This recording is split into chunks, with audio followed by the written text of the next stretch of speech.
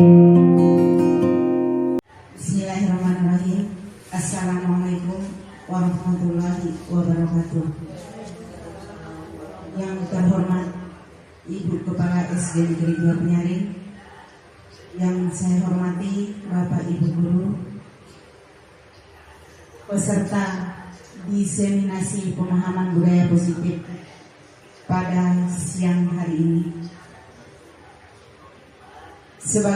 Pertama-tama marilah kita panjatkan rasa syukur kita kepada Allah Subhanahu wa taala atas limpahan rahmat, taufik serta hidayahnya sehingga kita dapat berkumpul di tempat ini dalam rangka mengikuti diseminasi pemahaman budaya positif di sekolah. Salawat dan salam tercurahkan kepada junjungan alam Nabi besar kita Muhammad sallallahu alaihi wasallam yang telah membawa kita dari alam kegelapan menuju alam yang terang benderang seperti yang kita rasakan sampai hari ini. Acara diseminasi pemahaman budaya positif pada siang hari ini marilah kita buka dengan sama-sama membaca basmalah. Bismillahirrahmanirrahim. Acara selanjutnya yaitu sambutan yang akan disampaikan oleh Ibu Kepala SD Negeri 2 Penyaring kepada Ibu Rohayu SPD, dipersilakan.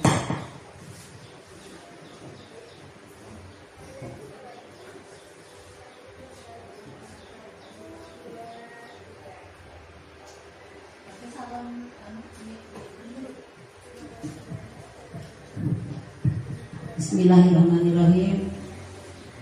Assalamualaikum warahmatullahi wabarakatuh. Yang terhormat rekan-rekan guru,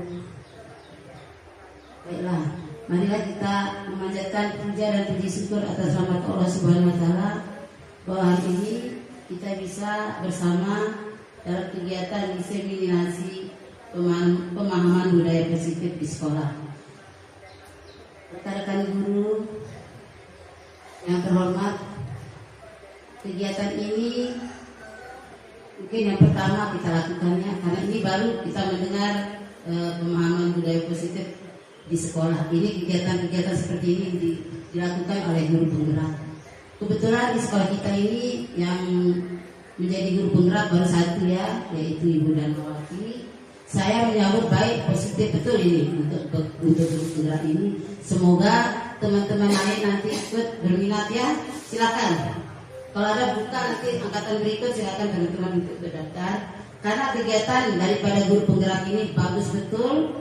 Gimana kita sebagai guru dituntut untuk disiplin, dituntut untuk mengetahui atau belajar tentang yang baru-baru ya, dan kita juga diajak untuk berkompetensi yaitu bersaing dengan teman-teman sejawat kita untuk meraih kesuksesan. Kemudian di sini di guru penggerak ini juga bagus karena banyak sekali yang baru-baru, yang segala macam ya, istilah-istilah baru, kegiatan-kegiatan baru yang akan kita pelajari. Dan kita juga akan banyak belajar tentang PMM, tentang kegiatan kita sebagai guru. Semoga teman-teman berminat. Tapi saya minta sekalian teman-teman, karena kegiatan ini sangat bagus, silakan teman-teman ikut daftar. Andainya saya juga ingin ikut sebenarnya, kalau saya umur saya nggak seperti 50-an ya. Saya ingin ikut juga, tapi karena umur saya sudah 50-an saya nggak bisa, jadi cuma ikut memberi motivasi ke teman-teman untuk ikut. Kemudian untuk Ibu Darmawati guru penggerak, semoga sukses dan selalu ingat tentang tugas pokok kita sebagai guru. Insya Allah semua yang Ibu cita-citakan akan berhasil seandainya Ibu bisa ikhlas untuk mendidik ya, memberikan pengetahuan kepada peserta didiknya. Bagaimanapun sibuknya guru penggerak, bagaimana sibuknya teman-teman sebagai pengajar, insya Allah kalau kita ikhlas pasti semua akan bisa kita lalui. Guru yang baik bukan guru penggerak.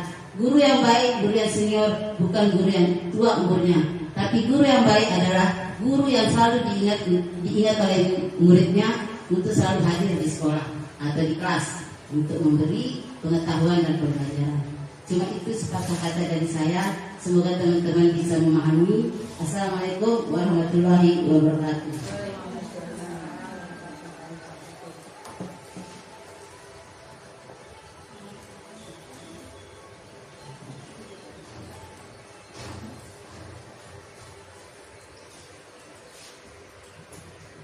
Terima kasih kami sampaikan kepada Ibu Kepala Sekolah, Ibu Orvali SPD. Acara selanjutnya yaitu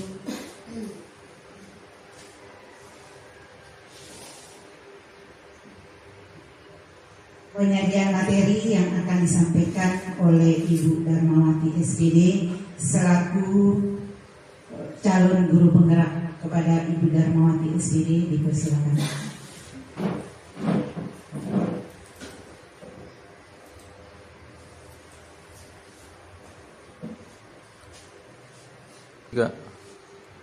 Bismillahirrahmanirrahim. Assalamualaikum warahmatullahi wabarakatuh. Alhamdulillah, puji syukur kita panjatkan kehadirat Allah Subhanahu wa taala yang telah memberi kita kesempatan sehingga kita bisa hadir pada siang hari ini dalam rangka mengikuti diseminasi pemahaman budaya positif di sekolah. Ini merupakan salah satu tugas dari calon guru penggerak, dan saya juga mengucapkan terima kasih banyak kepada Bapak Ibu Kepala Sekolah dan juga Bapak Ibu Guru yang selalu mendukung dan selalu mau mengadakan kolaborasi dengan kami calon guru penggerak. Baik Bapak Ibu, mungkin saya berdiri di sini bukanlah saya merupakan orang yang hebat, tetapi hanya sebatas sharing saja dengan Bapak Ibu Guru tentang apa yang kami dapat selama pendidikan guru penggerak. Nah, untuk mempersingkat waktu sebelum kita mulai materi, biar lebih semangat, mungkin kita akan mengadakan ice breaking terlebih dahulu. Ya, mungkin saya minta kesediaan Bapak Ibu untuk maju ke depan semuanya. Kita akan mengadakan ice breaking.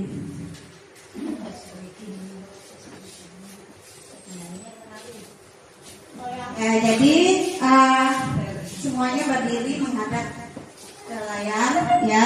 Jadi posisi tangan kanan di atas, tangan kiri telunjuk, tangan kiri telunjuk, ya. Ya, jadi tangan kanan. Jadi yang di samping, yang bisa berdiri di sini, bisa berdiri di sini lurus ke depan, hadap ke depan, ya. Ya. Jadi yang sebelahnya itu menangkap telunjuk temannya, ya. Ya, tangan satu yang ya sudah. Ya. Jadi yang di samping itu siap-siap menangkap telunjuk temannya. Bisa dipahami? Ya.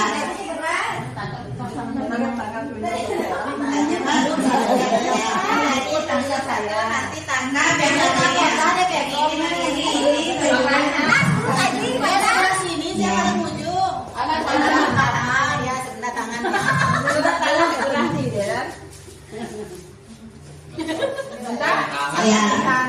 Jadi teman yang di samping akan menangkap telunjuk teman yang di sebelahnya. Nah, di sini saya akan punya kata kunci atau cluenya. Setiap saya menyebut kata pani, maka temannya dengan cepat menangkap telunjuk teman di sampingnya. Kata pani. Ya. Setiap saya menyebut kata pani, maka teman yang di samping siap-siap untuk menangkap telunjuk temannya. Sudah siap? Ya. Ya. Kalau saya bilang konsentrasi dimulai, ya. Konsentrasi dimulai. Ya, kita mulai ya. Di kelas 5 terdapat anak kembar, Pani dan Pana. Ya. Kan pani. Pani. Jadi setiap kata Pani menangkap ya. Oke, kita lanjut lagi. Yang sudah tertangkap ya, yang belum tertangkap mulai. Kita mulai lagi ya. Anggap yang tadi itu percobaan SD. Bisa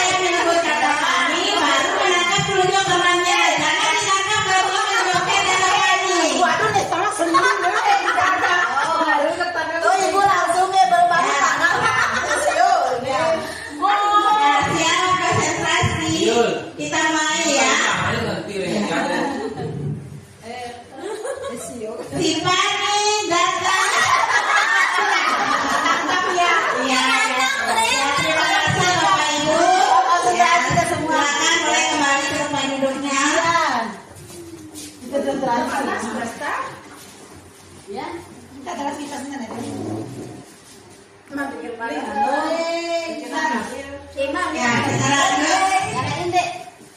Bukan ada nih. ya terima kasih Bapak Ibu sudah melakukan ice breaking tadi. Semangat Bapak Ibu. Semangat. Ya, baik. Jadi pada kesempatan kali ini saya akan menyajikan dengan topik yang pertama itu kebutuhan dasar manusia, yang kedua posisi kontrol, yang ketiga restitusi, yang keempat keyakinan kelas, yang kelima teori motivasi, yang keenam disiplin positif. Ya. Nah, coba Bapak Ibu perhatikan, di sini saya sajikan studi kasus ya. Jadi di kelas 2 ada anak bernama Doni. Jadi Doni ini selalu meminta makanan temannya secara paksa. Jadi perilaku ini dia lakukan setiap hari. Ya. Jadi setiap hari dia meminta makanan temannya. Nah, kira-kira menurut Bapak Ibu, kenapa Doni melakukan hal tersebut? Coba. Kira-kira menurut Ibu? Terima kasih atas waktunya. Kalau menurut saya mungkin dua kemungkinan. Mungkin Doninya ingin mainannya, pingin makanan itu, dan Doninya tidak mampu beli atau tidak bawa uang. Yang Mungkin ada yang lain Ibu. Coba kira-kira alasannya apa? Kenapa Doni memaksa mengambil makanan temannya? Assalamualaikum warahmatullahi wabarakatuh. Terima kasih atas waktu yang diberikan kepada saya. Jadi menurut saya, mungkin Doni ini tidak ada bekal atau uang yang dibawa dari rumahnya. Mungkin itu aja. Ya, tadi sudah dijawab sama Ibu Yul dan Ibu Put. Kemungkinan alasannya itu karena tidak bawa uang ya untuk membeli makanan. Nah, jadi banyak alasannya yang timbul dari kasus Doni ini. Bisa jadi mungkin dia bosan dengan menu yang ada di rumahnya, sehingga dia ingin menu yang lain, jadi mengambil makanan temannya. Jadi ada banyak alasan. Ya, untuk kasus ini kita harus paham ya bahwa manusia itu mempunyai kebutuhan dasar. Jadi apabila kebutuhan dasar tidak terpenuhi, maka akan terjadi perilaku yang kurang baik terhadap murid-murid kita. Nah, apa saja itu kebutuhan dasar? Nah, kebutuhan dasar ini adalah teori dari Dr. William Glasser. Ya. Jadi ada 5 kebutuhan dasar. Yang pertama itu adalah bertahan hidup. Kemudian yang kedua ada kasih sayang. Kemudian ada kebebasan. Kemudian ada penguasaan dan juga ada kesenangan. Ya. Jadi kita sebagai guru itu, kalau menurut Bapak Pendidikan Nasional yaitu Bapak Ki Hajar Dewantara, guru itu ibarat petani.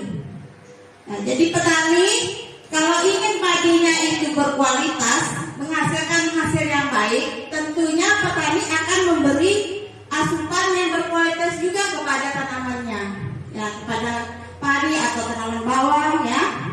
Nah, begitu juga dengan kita guru. Tentu jika kita ingin punya murid yang berkualitas, yang baik, tentu kita akan memberi asupan yang baik pula, yaitu kebutuhan. Nah, kebutuhan itu yaitu 5 kebutuhan dasar itu.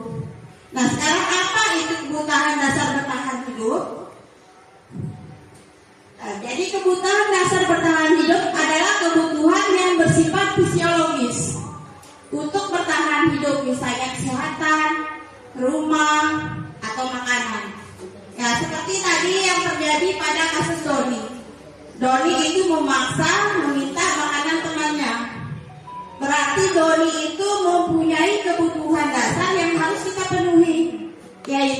kebutuhan untuk bertahan hidup, ya.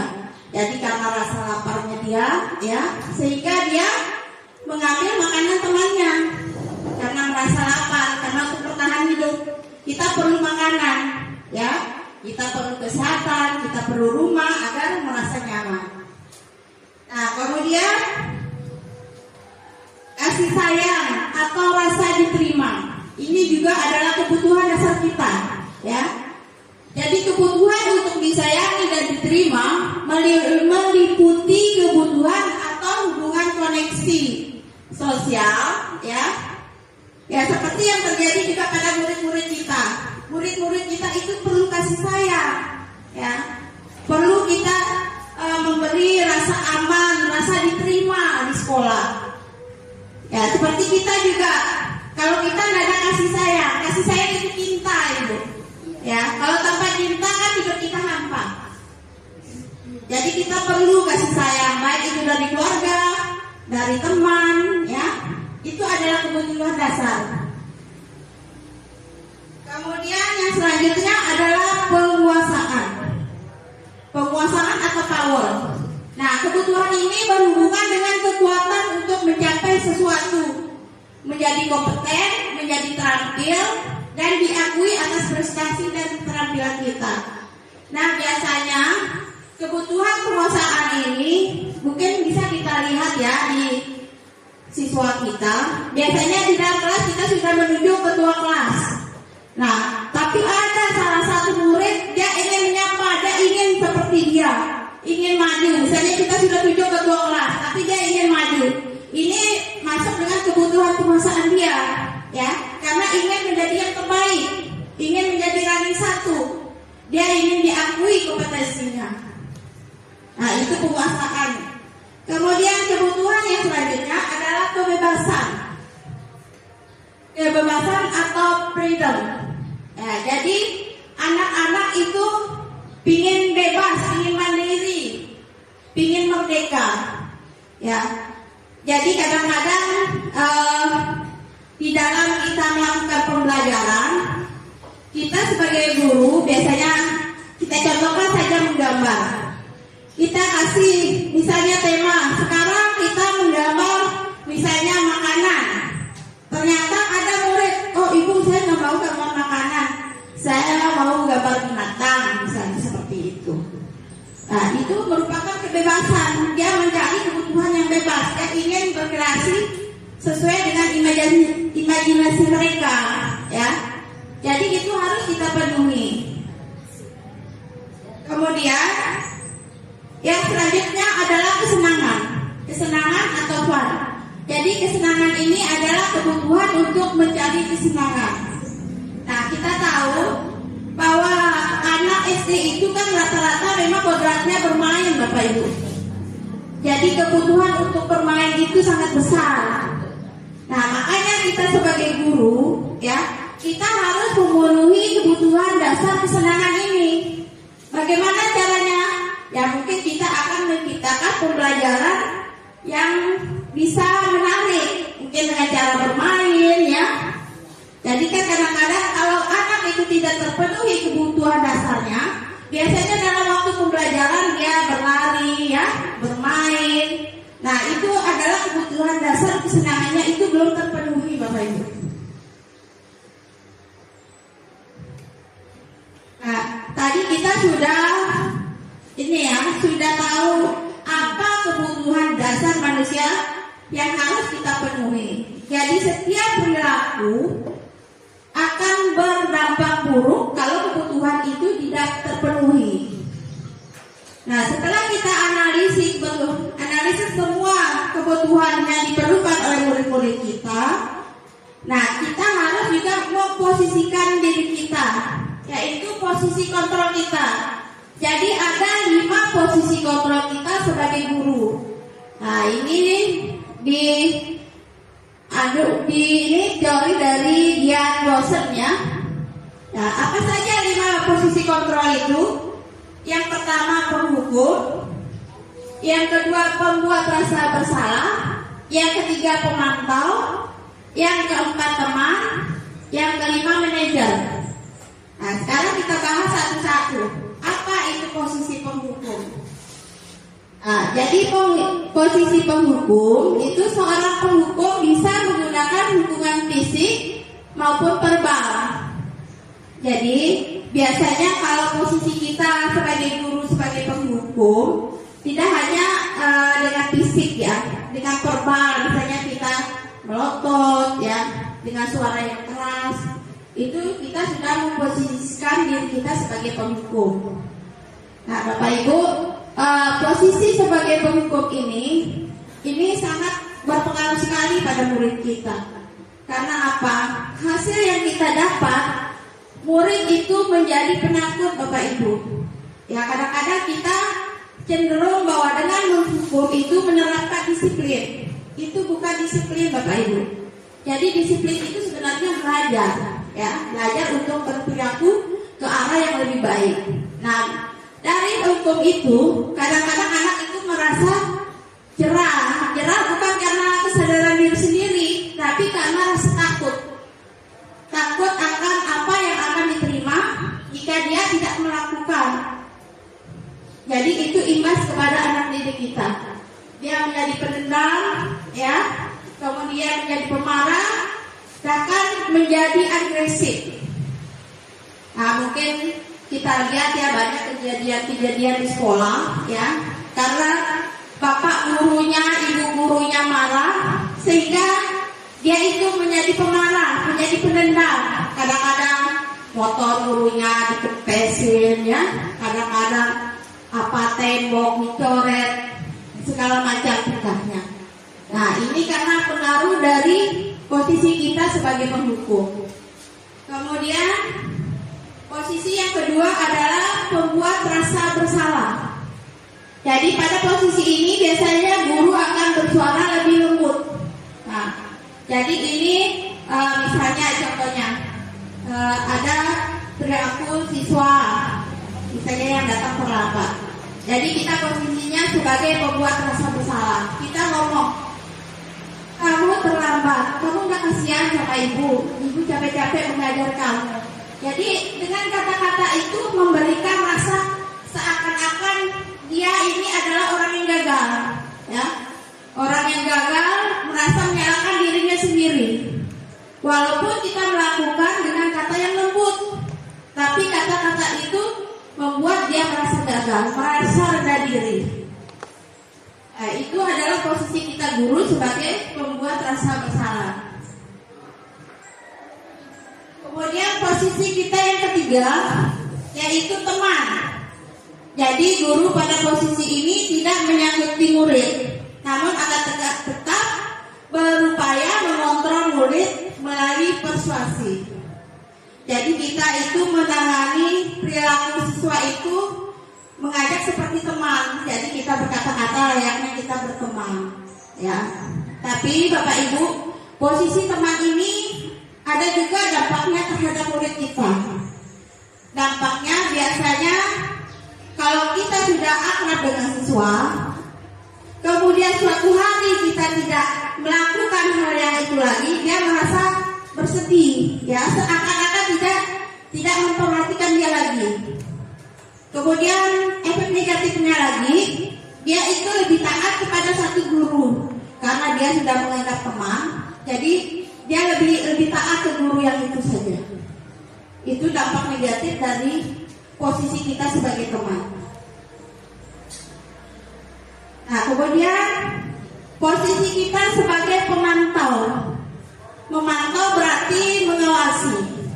Pada saat kita mengawasi, kita bertanggung jawab atas perilaku orang-orang yang kita awasi. Jadi sebagai pemantau ini, jadi maksudnya kita mengawasi perilaku siswa itu atas dasar data, ya.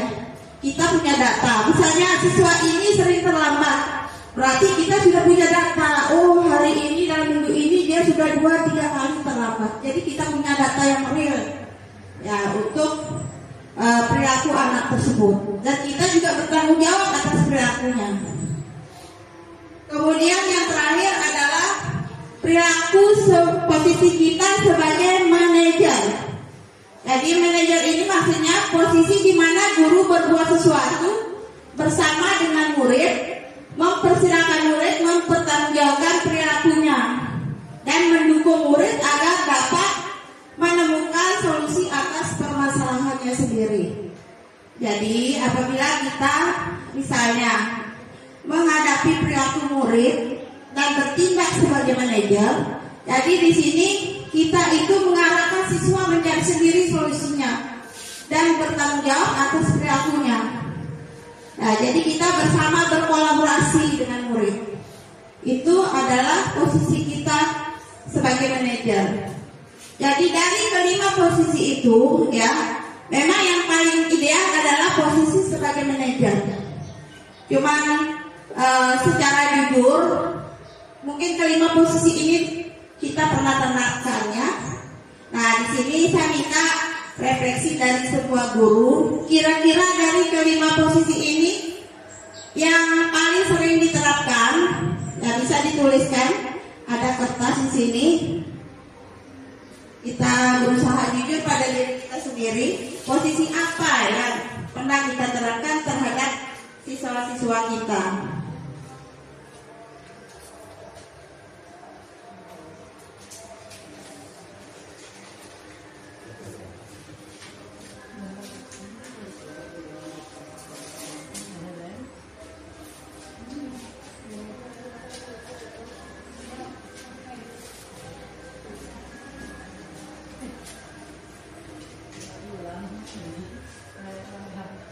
Ya, sambil menulis, kita saksikan ada video.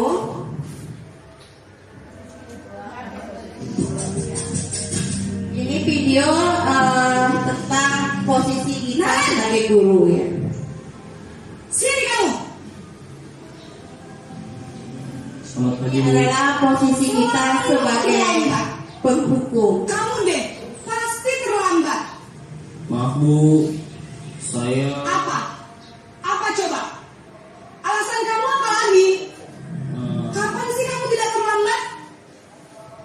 Malas sekali ya kamu jadi anak. saya Dasar pemalas. Gak kapok-kapok sih kamu. Sudah berapa kali terlambat? Sana, kamu keliling lapangan basket 2 kali. kenapa saya harus keliling lapangan basket, Bu? Kenapa? Kamu melawan ibu. Berani-beraninya jawab. Sudah terlambat, masih berani jawab pula. Sekarang, keliling lapangan basket 5 kali sekalian. Biar kapok. Cepat. Pergi sana ke lapangan basket. Posisi penghukum biasanya berbicara dengan nada tinggi, menghardik, menunjuk-nunjuk, menyakiti, dan menyindir. Hukuman bisa berupa fisik maupun psikis. Ibu dan bapak guru hebat. Dampak yang terjadi pada murid ketika guru berada pada posisi penghukum adalah murid cenderung akan memberontak, bahkan menyimpan dendam.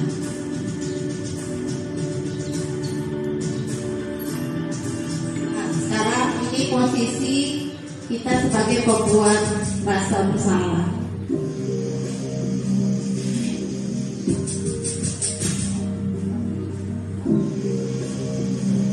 Naren,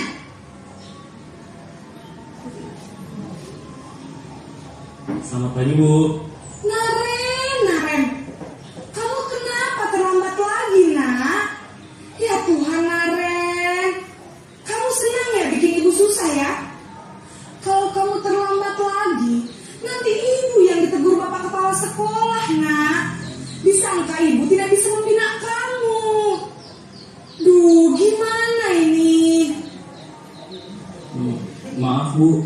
Duh, Gusti Naren, kamu suka ya kalau ibu ditegur bapak kepala sekolah? Terus, sekarang ibu harus tulis apa ini di buku absen? Ini kamu sudah sering terlambat loh. Ibu harus apa coba? Maaf, Bu. Maaf sekali. Ya sudah, lain kali jangan bikin ibu susah lagi ya nak ya. Ibu tidak akan kuat lagi kalau kamu begini terus. Bisa jantungan kalau ibu ditegur bapak kepala sekolah. Sana cepat ke kelas. Maaf ya, Bu. Maaf sekali.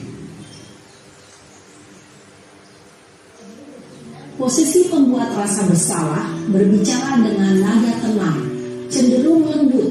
Namun kata-kata yang diutarakan membuat murid merasa menjadi orang yang gagal, memandang buruk dirinya sendiri, merasa tidak berharga, dan tidak sanggup membahagiakan orang lain.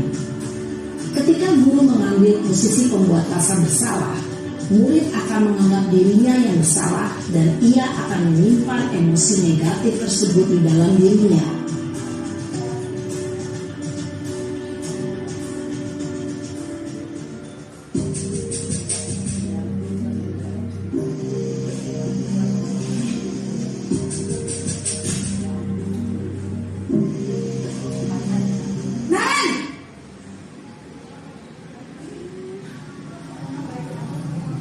Selamat pagi Bu.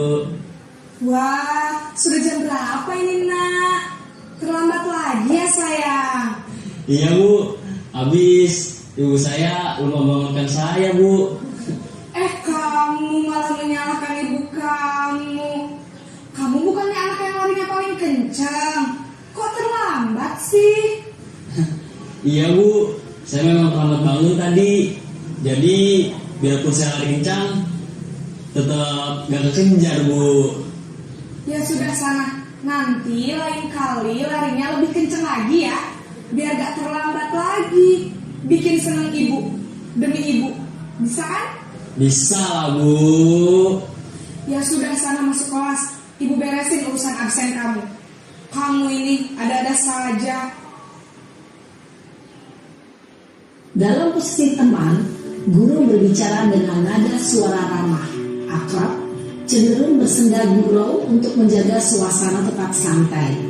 Murid akan merasa senang, aman, dan akrab dengan guru. Identitas yang tercipta adalah identitas sukses atau berhasil.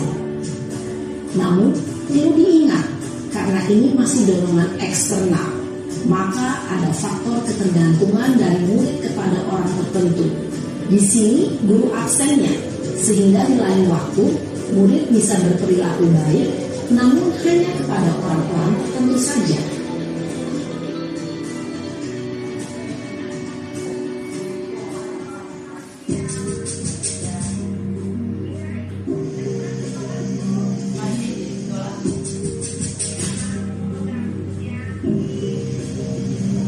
Naren!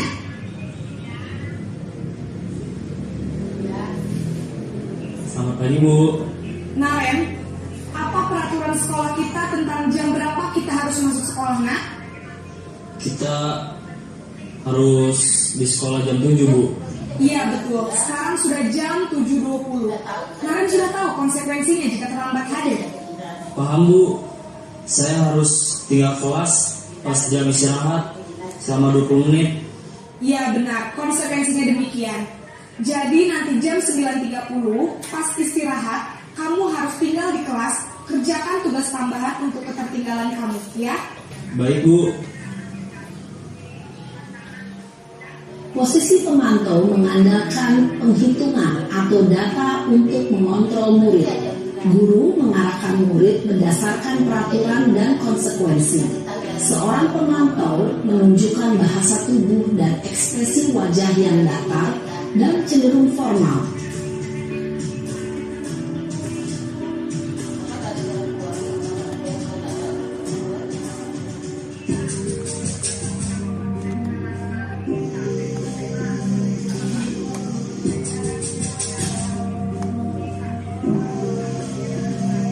Naren!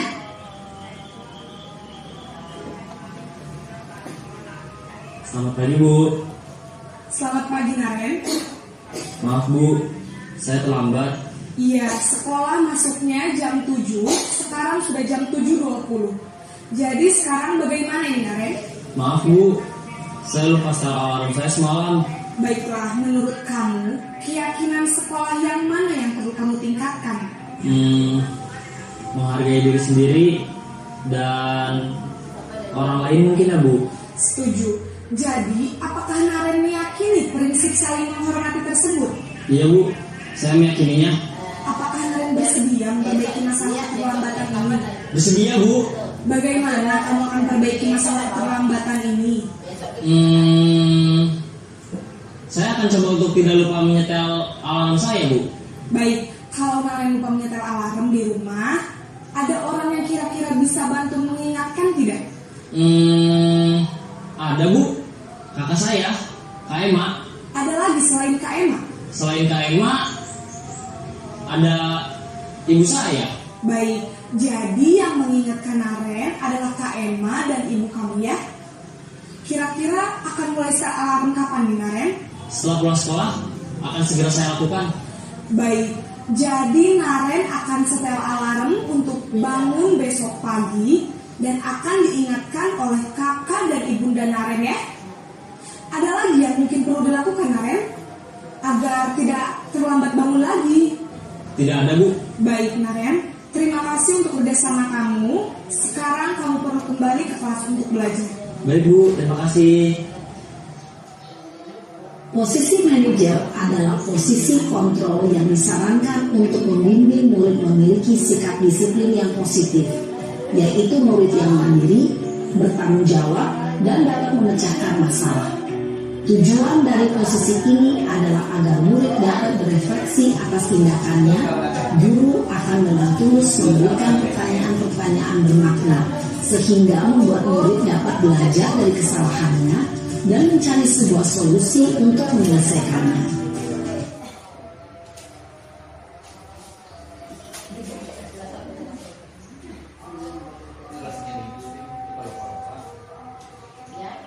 Ya, tadi kita sudah menyaksikan video ya, video tentang 5 posisi kontrol kita sebagai pendidik. Nah, tadi kita sudah merefleksi. Di sini ada yang memposisikan posisi kontrolnya sebagai teman dan juga sebagai pemantau.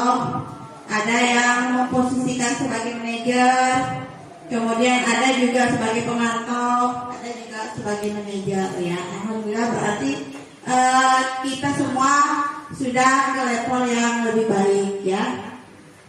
Jadi kita berusaha untuk bisa mencapai posisi manajer. Ya, kita semua berproses.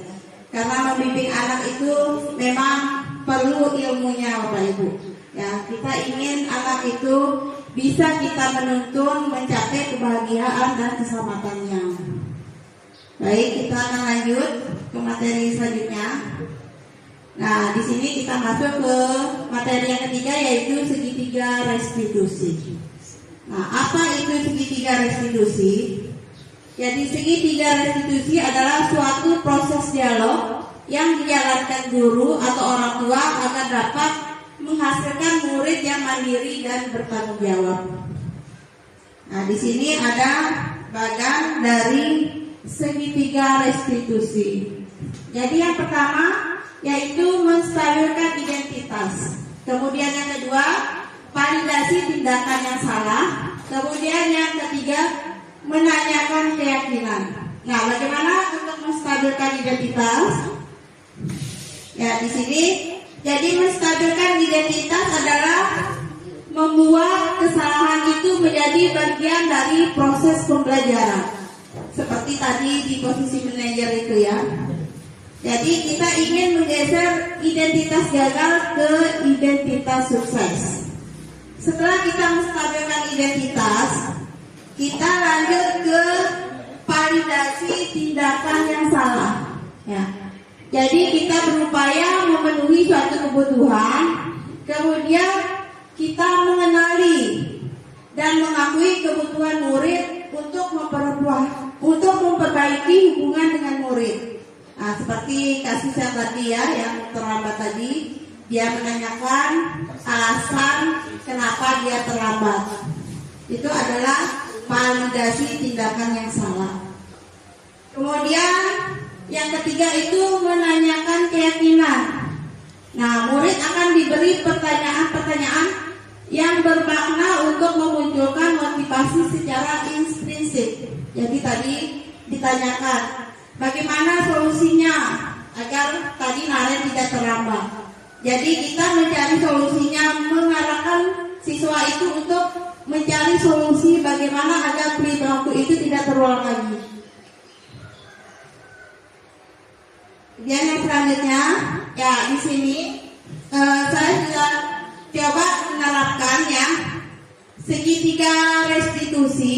Nah, di sini ada studi kasus di mana ada siswa saya Aini tidak terima pekerjaannya, selalu dicontek oleh temannya. Jadi dia marah dan tidak bisa menahan emosinya.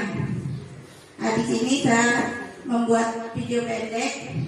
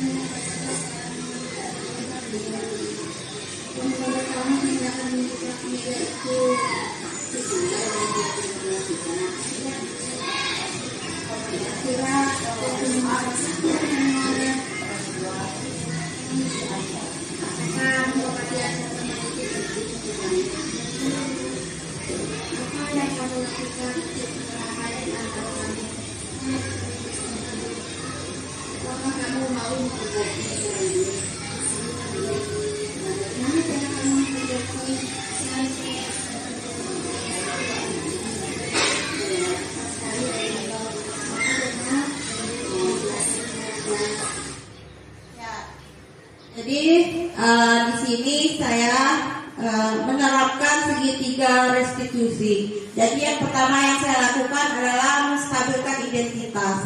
Jadi ada siswa yang punya perilaku yang kurang baik. Jadi yang pertama kita stabilkan dulu identitasnya. Kita panggil ke tempat yang tenang.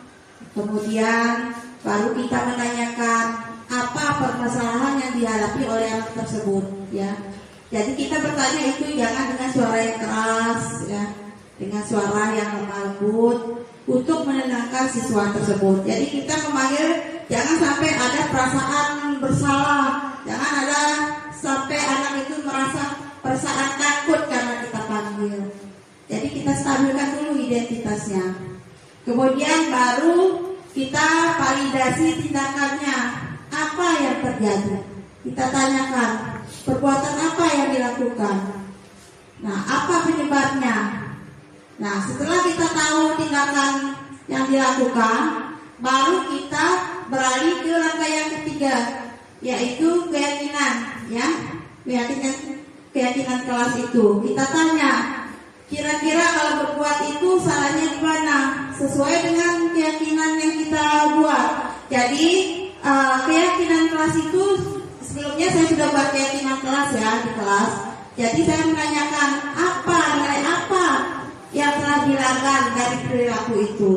Nah, setelah kita tahu, kita akan mengajak dia mencari solusi atas permasalahan yang dilakukannya. Dia sendiri yang mencari bagaimana solusinya. Kita hanya mengarahkan, membantu untuk menyelesaikan masalahnya. Ya, mungkin itu cara dari segitiga restitusi. Ya, di sini contohnya kasus Doni yang tadi ya. Kasus Doni, kita menganalisis alasan Doni. Alasan mulai dari kebutuhan dasarnya. Psikologis, Doni mungkin merasa lapar, ya, dan tidak mendapatkan cukup makanan dari rumah. Ini dari hasil analisa kita. Kemudian dari keamanan, Doni mungkin tidak merasa aman atau kurang perhatian dari rumahnya. Mungkin dia siapkan bekal dari rumahnya, ya, kurang perhatian dari keluarganya. Kemudian bisa juga mungkin karena Doni itu kurang kasih sayang, sehingga dia mencari perhatian dari temannya dengan cara mengambil makanannya. Ya, kadang-kadang anak suka begitu ya, mencari perhatian. Biasanya kita lagi mengajar, dia lari-larian ya, usir sama temannya. Padahal kita tahu bahwa itu adalah dia membutuhkan kebutuhan dasar, ya, yaitu kasih sayang, perhatian dari kita guru ataupun temannya. Nah, sekarang kita lanjut ke keyakinan kelas. Apa itu keyakinan kelas? Jadi keyakinan kelas adalah kesepakatan yang dibuat bersama antara guru dan siswa mengenai perilaku dan nilai-nilai di kelas. Nah, jadi Mungkin kita bisa mulai membuat keyakinan kelas di kelas kita masing-masing. Nah, manfaatnya apa? Yang pertama itu meningkatkan rasa tanggung jawab. Kemudian membantu menciptakan lingkungan yang kondusif untuk belajar. Nah, contohnya menghormati semua orang, berbicara dengan sopan, bekerja sama dalam kelompok, menjaga kebersihan kelas. Nah, itu contohnya. Nah, sekarang bagaimana sih prosedur pembentukan keyakinan kelas? Yang pertama, kita mempersilakan warga sekolah kelas untuk berbicara pendapat. Jadi kita mengajak siswa yang menanyakan kira-kira keyakinan kelas apa yang akan kita buat nantinya. Kemudian setelah pendapat itu kita akan mencatat. Jadi mencatat semua masukan-masukan dari para murid.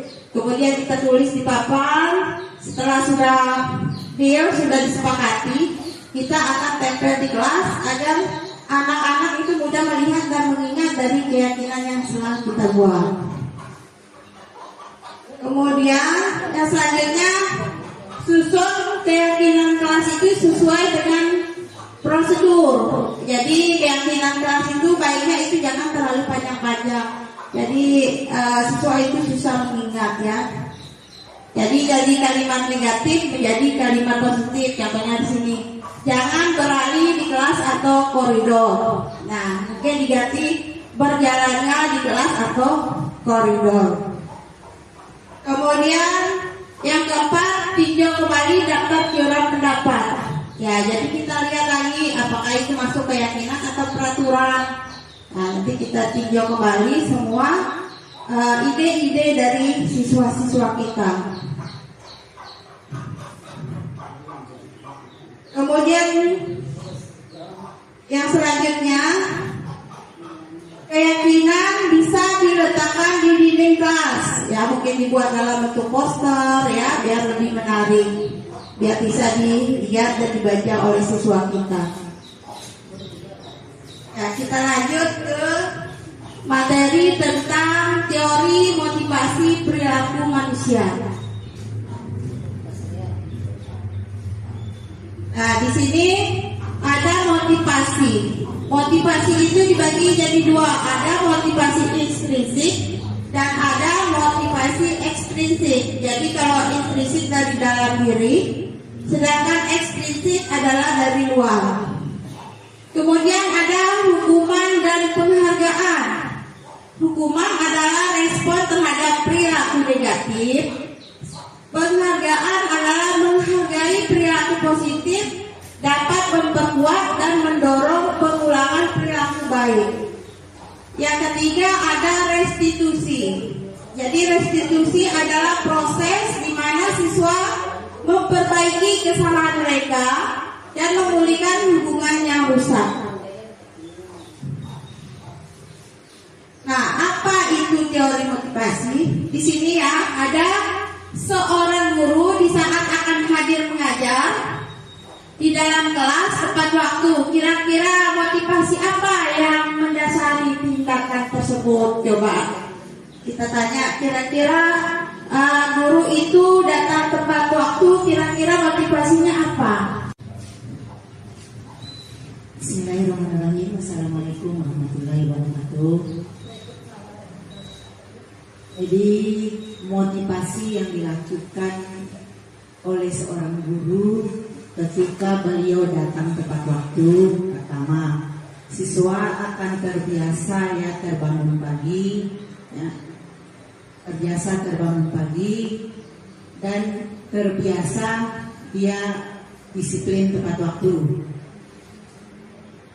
Gitu. Karena kalau kita tidak tepat waktu masuknya, siswa akan ikut juga nanti tidak tepat waktu untuk datang.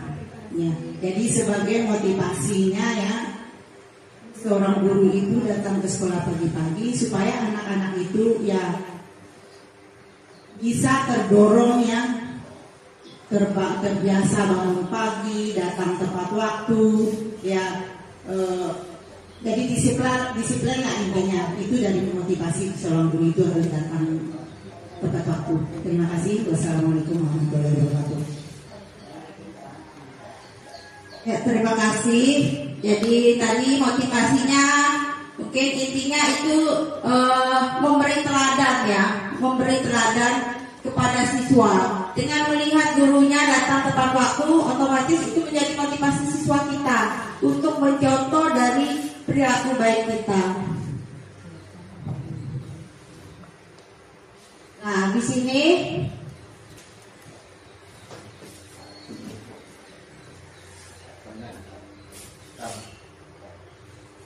ya, di sini ada 3 ya, mungkin motivasi yang bisa saja menjadi motivasi kita. Yang pertama, untuk menghindari ketidaknyamanan atau hukuman. Bisa jadi kita datang tepat waktu, mungkin karena merasa tidak enak sama kepala sekolah ya. Kita takut kalau ini kita tidak tepat waktu, nanti absennya berkurang, jam mengajarnya berkurang, dan tentunya nanti akan berpengaruh kepada finansial kita, misalnya tidak mendapat DPP, tidak mendapat sertifikasi, mungkin seperti itu ya. Kemudian yang kedua mungkin juga motivasi yang kedua ya, untuk mendapatkan imbalan atau penghargaan dari orang lain. Ya, bisa jadi mungkin mendapat pujian dari kepala sekolah, oh guru ini rajin, datang tepat waktu. Mungkin karena ketekunannya dia dapat sertifikat piagam, bisa jadi mendapat imbalan ya. Itu juga merupakan motivasi. Kemudian yang ketiga, motivasi yang ketiga untuk menjadi orang yang mereka inginkan dan menghargai diri sendiri dengan nilai-nilai yang mereka percaya. Ya, mungkin motivasinya itu menghargai diri sendiri. Saya ini profesi saya itu sebagai guru. Jadi sebagai guru saya punya tugas pokok, yaitu mengajar siswa, memberi teladan kepada siswa. Ya, itu motivasi saya adalah untuk menghargai diri saya sendiri, untuk menumbuhkan nilai-nilai. Ya, nilai-nilai apa ya? Disiplin tadi. Nah, itu motivasinya.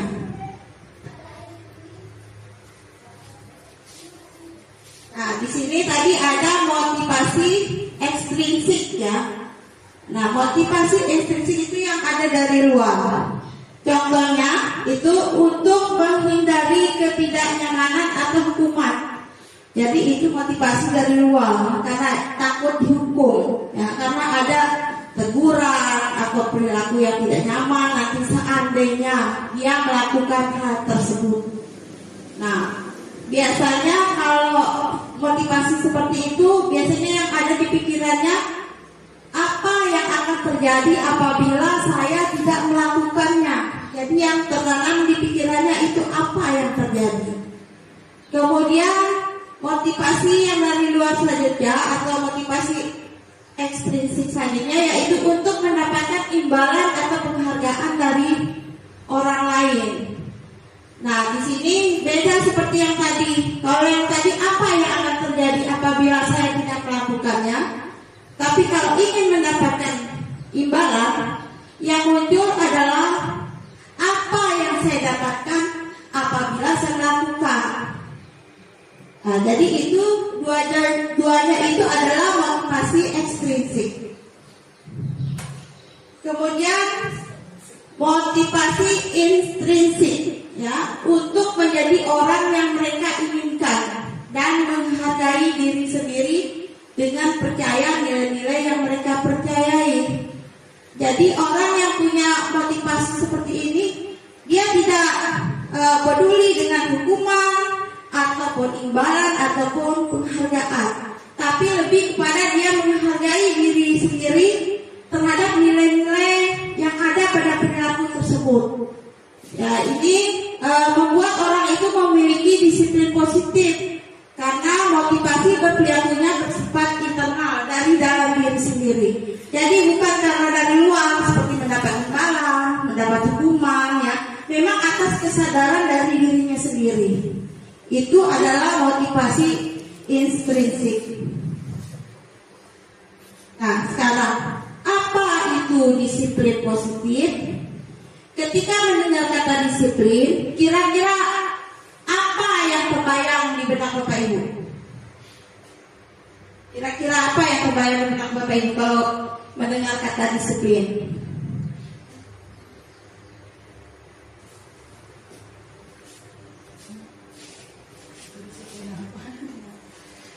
Kalau mendengar kata disiplin, kira-kira apa yang terbayang maksud?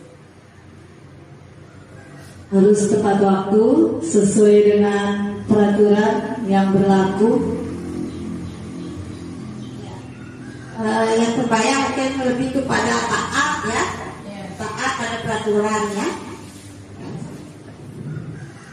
Nah, jadi disiplin itu berasal dari bahasa Latin yang artinya belajar ya. Disiplin positif, kata disiplin juga sering dikaitkan dengan hukuman.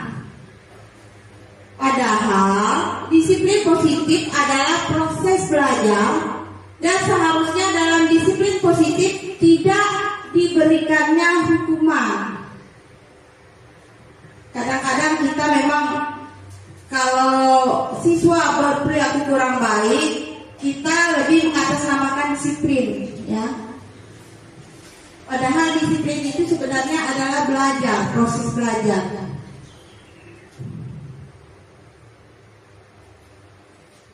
Nah, secara umum, disiplin positif adalah suatu pendekatan untuk menerapkan disiplin dari dalam diri anak tanpa hukuman atau hadiah. Jadi dia melakukannya itu dengan kesadaran sendiri, bukan karena kita iming-iming akan mendapat hadiah. Misalnya dia sekarang belajar rajin terus kita kasih hadiah, tidak. Atau dia datang tepat waktu pagi terus kita kasih imbalan, tidak seperti itu ya. Ataupun kita memberi hukuman, itu juga tidak. Jadi disiplin itu adalah perilaku yang berasal dari diri mereka sendiri, kesadaran mereka sendiri. Jadi murid yang memiliki disiplin positif akan memiliki motivasi internal. Jadi motivasinya itu dari diri, bukan dari luar, dari orang lain. Jadi dalam diri sendiri dan meyakini akan nilai-nilai kebajikan. Nah, di sini contoh nilai-nilai kebajikan, ada kejujuran, tanggung jawab, hormat, kepedulian, dan lain-lain. Ya, contoh penerapannya misalnya bisa kita integrasikan dalam kegiatan sehari-hari di kelas atau di sekolah. Misalnya tanggung jawab, ya mungkin dia piket kelas, dia selalu menjalankan tugasnya tanpa harus kita suruh. Kemudian memberikan contoh konkret teladan melalui tindakan guru. Ya mungkin kita bisa memberi teladan seperti tadi yang diberi pendapat sama Yuras, bahwa kita guru itu memang harus memberi teladan kepada siswa kita. Ya, jadi untuk menerapkan budaya positif di sekolah itu kita terus berproses, Bapak Ibu. Jadi kita tidak bisa berjalan sendiri-sendiri, tetapi harus berkolaborasi, harus bergandeng tangan. Untuk itu, marilah kita memberi teladan yang baik kepada siswa kita agar nantinya mereka menjadi terbiasa terhadap hal-hal yang bersifat positif di sekolah kita. Ya mungkin itu saja materi yang bisa saya sampaikan. Terima kasih dan mohon maaf jika ada salah-salah kata. Wabillahi taufiq wal hidayah. Wassalamualaikum warahmatullahi wabarakatuh.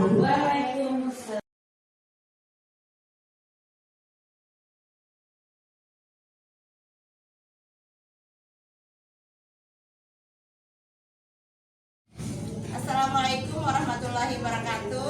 Waalaikumsalam warahmatullahi wabarakatuh. Bagaimana kabarnya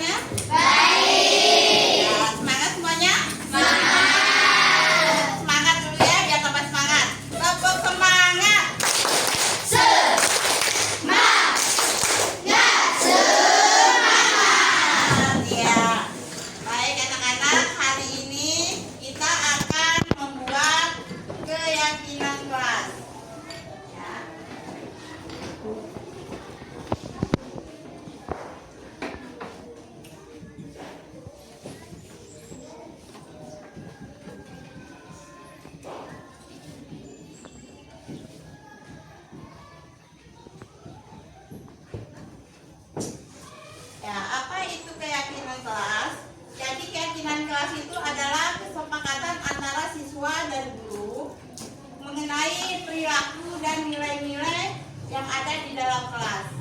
Ya, di sini Ibu punya kertas ya. Kita akan menuangkan ide-ide kita ya untuk kita jadikan keyakinan kelas kita. Setuju? Setuju. Baiklah, Ibu akan bagikan kertasnya ya.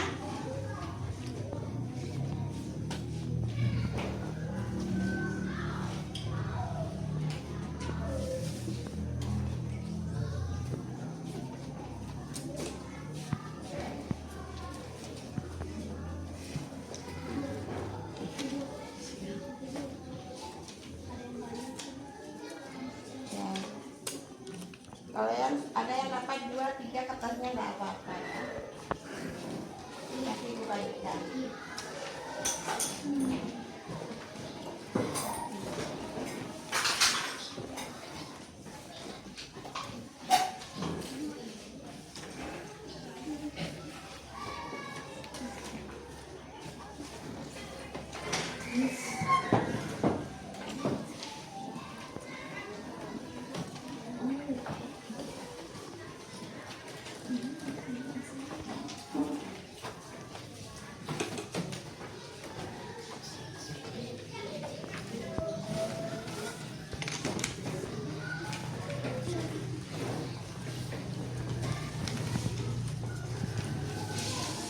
Ada yang belum dapat?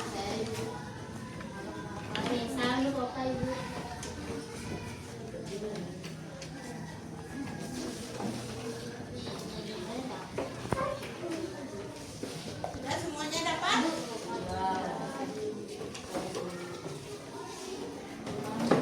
Randa sudah dapat sama Cio? Ya. Sekarang silakan kalian tulis kira-kira apa ide kita untuk menjadi keyakinan kelas kita nantinya. Ya, silakan ya. Ibu kasih waktu 5 menit ya.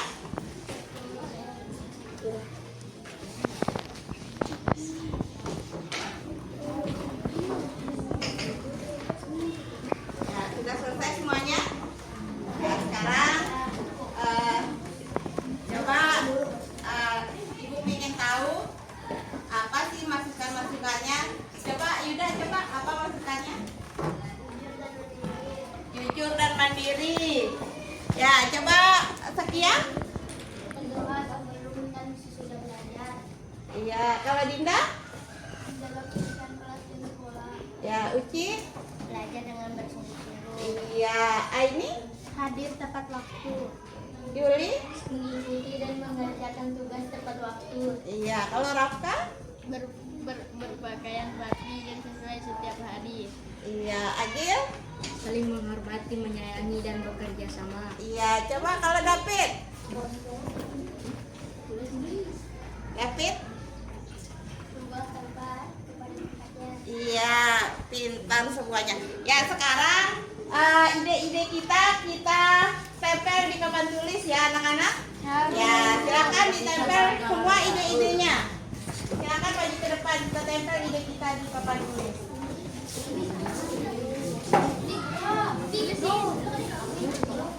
Silakan.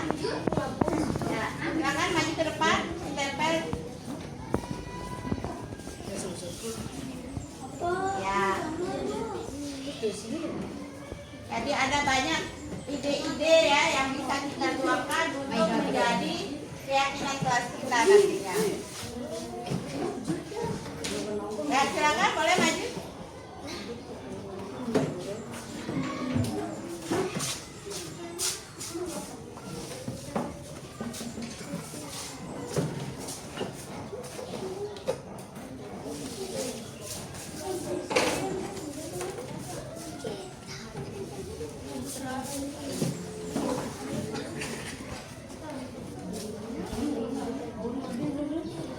Ya, silakan yang di belakang juga boleh maju ya.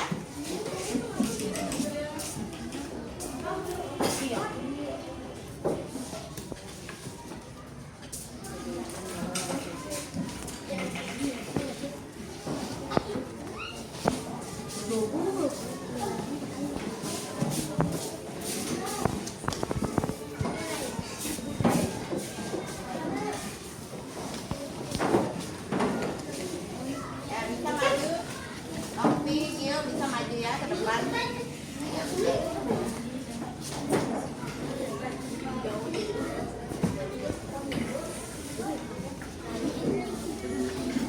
silakan.